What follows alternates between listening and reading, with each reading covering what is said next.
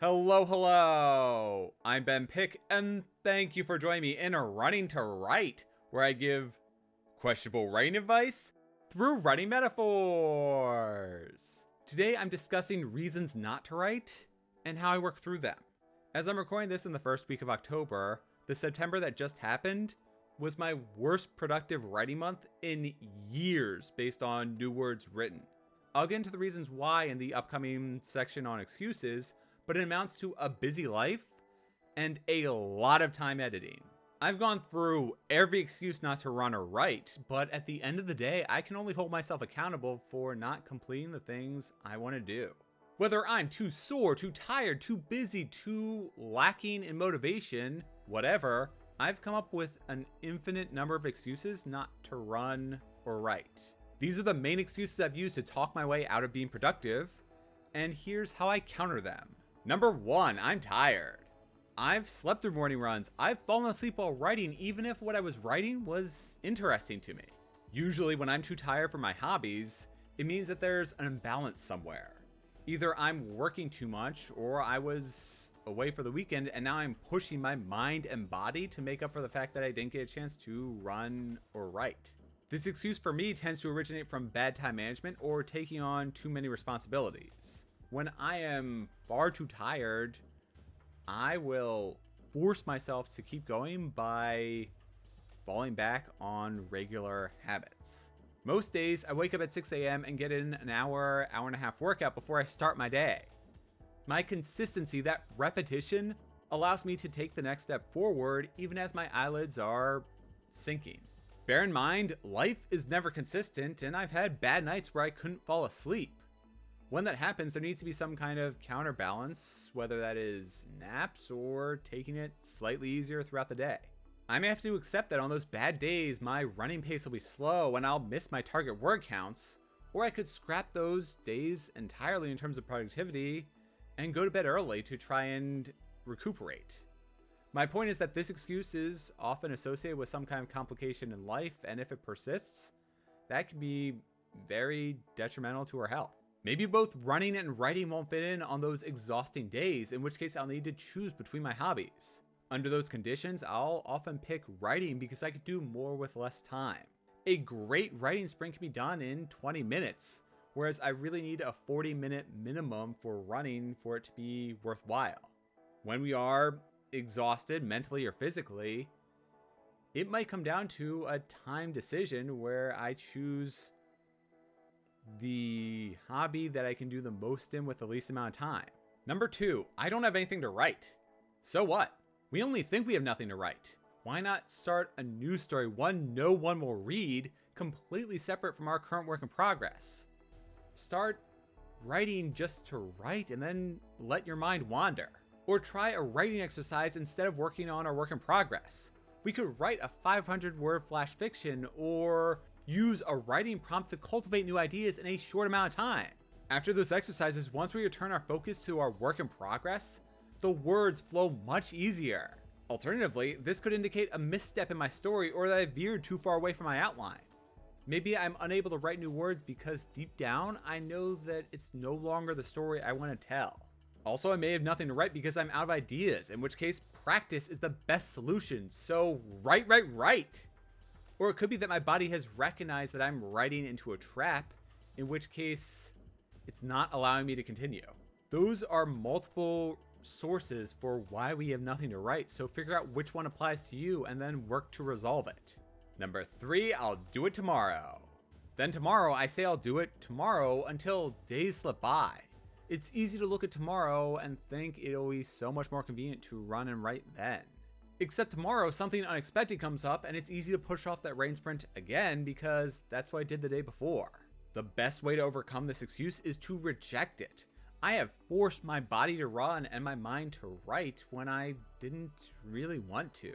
I've squeezed 15 minutes of time together from other chores or responsibilities so that I could get in a decent writing session. This takes discipline, and knowing ourselves is the best way to overcome the challenges. I can recognize certain days where I know I will not be productive, and I accept that. My trick is to recognize those off days, decide to push my running or writing to tomorrow, and then uphold myself to set aside the time and get it done. I'm fine with pushing something to tomorrow so long as I get it done tomorrow. Number 4, there is too much to do. By this, I mean that there are too many chores to do. There's an expression or a joke about how the best way to get a clean house is to put a writer in front of their computer while they're working on a deadline. Be comfortable not having a spotless house. Life is a mess, so our houses shouldn't be pristine. I don't need to spend hours a day cleaning it. Instead, I can spend some time writing, some time cleaning, and dedicate time to doing both another day. Number 5, there's too much to do. Redux. This is more focused on the writing itself. When starting off on page 1 with 90,000 some odd words to go, it is easy to use that as an excuse and give up. Those long-term goals feel unachievable, so break them up into bite-sized pieces. Don't focus on the finish line, focus on each mile in between. Set aside time so that you can write for a page or a page and a half each day until you can get to a 10,000 word week. Eventually, when we accomplish enough of those small tasks, we will cross that long-term finish line. Number 6, there's too much to do. Still, in September, I spent a lot of time taking weekend trips visiting friends and family. The weather was perfect, and this was my last chance to see a lot of people before school started again and our lives got crazy busy. I would never suggest sacrificing time with friends or family. However, we need to find a balance. One perfect Sunday, everyone in my family was off running errands, and I was left with a 2 to 3 hour window to write. Instead, I squandered the opportunity. I read and played games, and in general, lazed around the house. Going back to my earlier point, I should have prioritized writing, but I felt too overwhelmed to get it done. I accepted multiple 0-word days until that became my September. The difference is that I'm going to prioritize writing in October. I'm going to explicitly set aside time to write. And that's the best way to overcome this excuse. By prioritizing our writing, we will find the time to write even when we have busy lifestyles. Number 7, work sucks. I've had bad days at work where I've hurried and hurried only to wait and wait and wait for the client to be ready. Meanwhile, they are supplying immense pressure to get started working when there is nothing I can do to speed up their internal processes. After days like those, I want to zone out mentally. My brain is spent and can partake only in mindless or low stress activities. Well, those are the hard days, and the methods to write after them vary by person. On those days, writing is a lot like a tough run for me. Those are the runs where I don't want to be there, where I'm tired and I'm sore, but after the first mile, things get easier. The same thing happens when I write after a bad day at work. I force my mind to keep thinking. I force myself to keep writing. Those first few sentences are tough. They are ugly, but then they get easier the more I sit at my computer. Writing also allows us to take control. We choose how our characters and stories unfold. That is a great feeling after a day of being unproductive or stressed at work. Number 8, the editing cycle. Why create new words when I can fine-tune the ones I've already written? This is where I sank my writing time in September. I made it a priority to do 2 full rounds of editing on my completed manuscript. While I was doing that, I didn't write any new words for the next book. What can be done to overcome this excuse? Well, it depends. If possible, schedule edits and a feedback window with enough time so that we don't need to scramble. I had a 2-week turnaround period. That felt manageable. While I finished my changes based on the editor's comments within the first few days, I spent the full 2 weeks doing another complete read-through.